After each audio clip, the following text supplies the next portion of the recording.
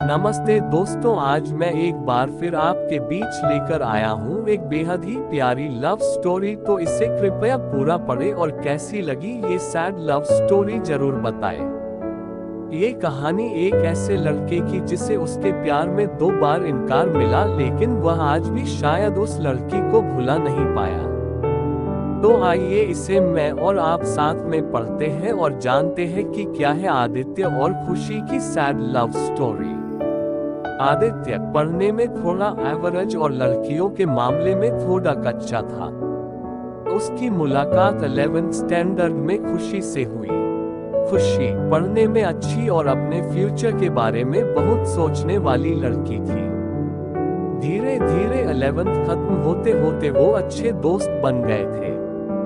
12th में आदित्य ने खुशी से अपने प्यार का इजहार कर दिया, लेकिन खुशी ने इनकार करते हुए बड़े प्यार से उसे समझाया कि इससे हम दोनों की जिंदगी खराब हो जाएगी, क्योंकि हम ना ही क्लास में पढ़ाई कर पाएंगे और ना ही घर पर। आदित्य को खुशी की बात थोड़ी बुरी लगी, लेकिन फिर उसे समझ में आ गया कि खुशी सही कह रही है।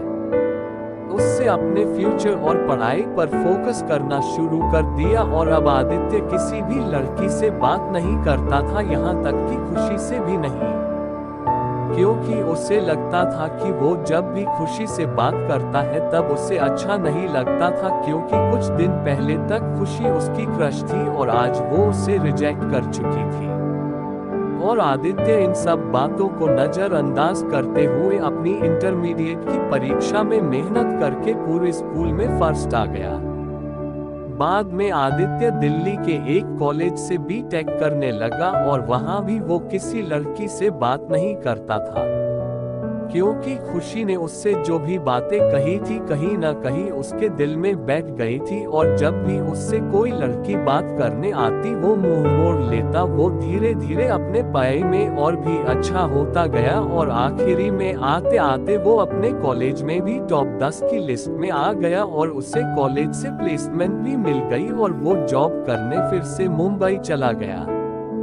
मुंबई एक बहुत ही बड़ा शहर है जहां एक मोहल्ले के लोग दूसरे मोहल्ले वाले को नहीं जानते हैं। वही जब आदित्य ऑफिस गया तो उसे वहां खुशी दिखी, लेकिन अब खुशी के लिए उसके दिल में कोई जगह नहीं थी और इसलिए वो हर बार खुशी से छिपता रहता।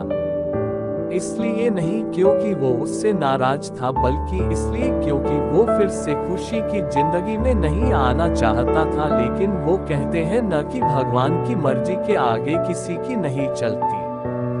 एक दिन ऑफिस के कैंटीन में खुशी ने आदित्य को देख लिया और उसके पास जाकर उससे बातें करने लगी।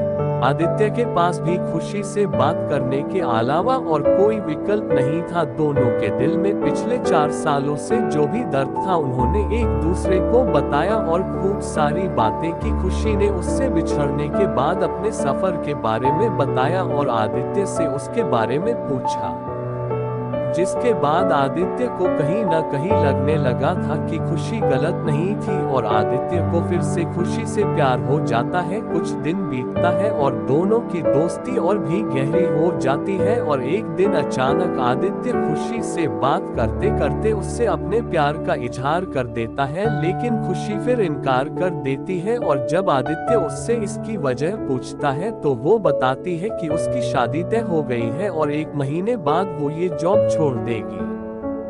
जब ये बात आदित्य को पता चली तो वो एक बार फिर टूट गया, जिसके बाद वो अपने आप को संभाल नहीं पाया और एक चिट्ठी खुशी के लिए छोड़कर चला गया। और खुशी उस खत को पढ़ती है जिसमें लिखा था, मेरी प्यारी खुशी, मैं तुमसे बहुत प्यार करता हूँ, लेकिन शायद तुम मेरी जिंदगी में नहीं हो, इसीलिए तो मैंने तुम्हें 2 बार खोया है। कोई भी इंसान इतना बदनसीब कैसे हो सकता है कि अपने प्यार को 2 बार खोए। मैं नहीं जानता कि मैं तुमसे दूर रह के जी पाऊंगा कि नहीं, लेकिन अगर तुम्हें किसी और से शादी करते देख लूंगा तो पक्का जी नहीं पाऊंगा। इसलिए मैं तुम्हें और इस शहर दोनों को छोड़कर जा रहा हूँ। शायद तुम मुझे भूल जाओ, लेकिन दूसरी बार मिलने के बाद मैं तुम्हें कभी नहीं भूल पाऊंगा।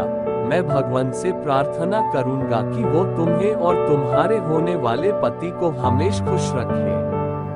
तुम्हारा प्यार आदित्य। खत पढ़ने के बाद खुशी रोने लगी और आदित्य को बहुत ढूंढा पर वो कहीं भी नहीं मिला और बाद में खुशी ने अपने परिवार की खुशी के लिए अभिषेक से शादी कर ली।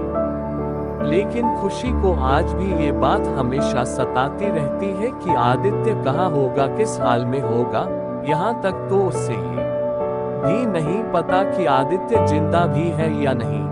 एक तरफ खुशी अंदर ही अंदर घुटती रहती है, लेकिन दूसरी तरफ वो एक परफेक्ट बहू, परफेक्ट पत्नी और परफेक्ट माँ भी है जिससे उसके परिवार वाले हमेशा प्यार करते हैं और हमेशा प्यार करते रहेंगे। हमें ये तो नहीं पता कि खुशी ने 12th स्टैंडर्ड में या जॉब टाइम पर आदित्य को ठुकरा के गलत किया या सही, लेकिन आदित्य ने ये साबित कर दिया कि वो खुशी से सच्चा प्यार करता था और इस बात का एहसास शायद अब खुशी को भी हो चुका था और इसीलिए शायद आज तक खुशी अपने आप को माफ नहीं कर पाए हैं। मिल जाती अगर सभी को अपनी मोहब्बत में मंजिल, तो यकीनन रातों के अंधेरों में कोई दर्द भरी शायरी नहीं लिखता।